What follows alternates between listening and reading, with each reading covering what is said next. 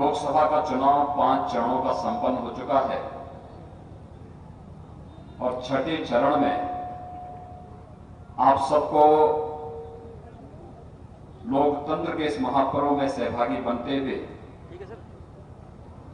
अपने मताधिकार का प्रयोग करना है। भाइयों बहनों, पूरे देश के अंदर विगत 2-2.25 महीनों के दौरान मुझे जाने का अवसर प्राप्त हुआ है और पूरे देश के अंदर केवल एक ही नारा गूंज रहा है। हर एक जवान, हर एक बुजुर्ग, हर एक महिला, हर एक पुरुष, पूरब हो, पश्चिम हो, उत्तर हो, दक्षिण हो, चारों ओर एक ही बात कह रहा है और वह नारा है कि फिर एक बार मोदी सरकार, फिर एक बार मोदी सरकार। पूरे देश के अंदर आम जन का जो नारा बन चुका है, यह वास्तविक हकीकत है। 5 चरणों के चुनाव के बाद कांग्रेस, सपा, बसपा के गठबंधन में, अन्य विपक्षियों की गठबंधन में जो खलबली मची है, ये खलबली इस बात को प्रदर्शित करती है कि वे लोग अपनी हार सुनिश्चित मानते हुए अब गाली गलौज पर उतर आए हैं और यही हार उनकी बौखलाहट का प्रतीक भी है। पूरे देश के अंदर जो लहर है अचानक नहीं है। प्रधानमंत्री मोदी जी ने उस प्रकार का कार्य भी किया। वैश्विक स्तर पर भारत का सम्मान हो, भारत की आंतरिक और बाह्य सुरक्षा को सुदृढ़ता प्रदान करना हो, भारत के अंदर इंफ्रास्ट्रक्चर डेवलपमेंट के बड़े बड़े कार्य लाने का हो, गरीब कल्याणकारी योजनाओं को लागू करने का हो, पूरी प्रतिबद्धता, पूरी ईमानदारी के साथ, पूरी निष्ठा के साथ जिस व्यक्ति ने इन सभी कार्यों को पूरे देश के अंदर लागू किया है, वह नाम है श्री नरेंद्र मोदी जी का, श्री भारत के यशस्वी प्रधानमंत्री का।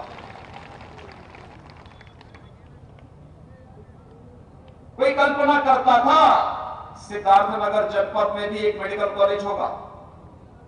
कोई नहीं करता था। आज मेडिकल कॉलेज बन रहा है। ये रेलवे लाइन खैरलाबाद से बहराइच तक कोई कल्पना करता था? या फिर जो ये हाईवे बन रहे हैं, स्टेट हाईवे बन रहे हैं, सीआरएफ के अंतर्गत सड़कें बन रही हैं, स्टेडियम बन रहे हैं, कॉलेजेस बन रहे हैं, ये सरकार के विकास की सोच को प्रदर्शित करता है। और भाइयों बहनों, उससे भी बड़ा उदाहरण अंतर क्या होता है, कोई सरकार के निर्णय में निर्भर करता है। हमारी सरकार आई, हमने पहला काम क्या किया? लघु और सीमांत किसानों का कर्ज माफ किया। यहां के भी तमाम किसानों के कर्ज माफ हुए होंगे। कितने किसानों के कर्ज माफ हुए? हाथ खड़ा करिए जब हमारी सरकार आई थी। धन्यवाद, बैठ जाए। हमने पहला काम किया, लघु और सीमांत किसानों के कर्ज को माफ किया। हमने दूसरा काम किया कि बहन और बेटियों की सुरक्षा के लिए एंटी रोमियो स्क्वाड का गठन किया। हमने तीसरा कार्य किया, एंटी भूमाफिया टास्क फोर्स बना करके सपा, बसपा और कांग्रेस की सरकारों के समय जिन लोगों ने बड़ी बड़ी सरकारी जमीनों पर कब्जा किया था, उन्हें कब्जा से मुक्त करने की कार्रवाई प्रारंभ की। 54,000 हेक्टेयर भूमि को अवैध कब्जे से मुक्त करवाया गया। उसमें मेडिकल कॉलेज बन रहे हैं, उसमें पॉलिटेक्निक बन रहे हैं, उसमें डिग्री कॉलेज बन रहे हैं, उसमें हॉस्पिटल बन रहे हैं, उसमें गौशालाएं बनाई जा रही हैं और बची हुई जमीन को गरीबों को पट्टे देकर के गरीबों की बसने की व्यवस्था भी की जा रही है। हमने चौथा काम किया, प्रदेश के अंदर अवैध बूचड़खानों को सख्ती के साथ बंद करने की कार्रवाई भी की। तो भाइयों बहनों, हमने 5वां कदम उठाया, किसान को उसकी लागत का 1.5 गुना दाम मिलना ही चाहिए। याद करिए, 2 वर्ष पहले 1 कुंटल गेहूं का दाम एक किसान को 900 से 1000 रुपया नहीं मिल पाता था। आज आप क्रय केंद्र में 1 कुंटल गेहूं लेकर के जाएंगे आपको पर्ची मिलेगी और 48 घंटे के अंदर आपके खाते में 1860 रुपए भी आएगा।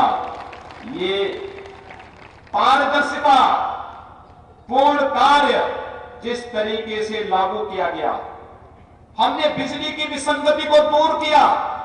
पहले बिजली 4 जिलों में मिलती थी, बिजली की भी जाती होती थी, उसका भी मजहब होता था।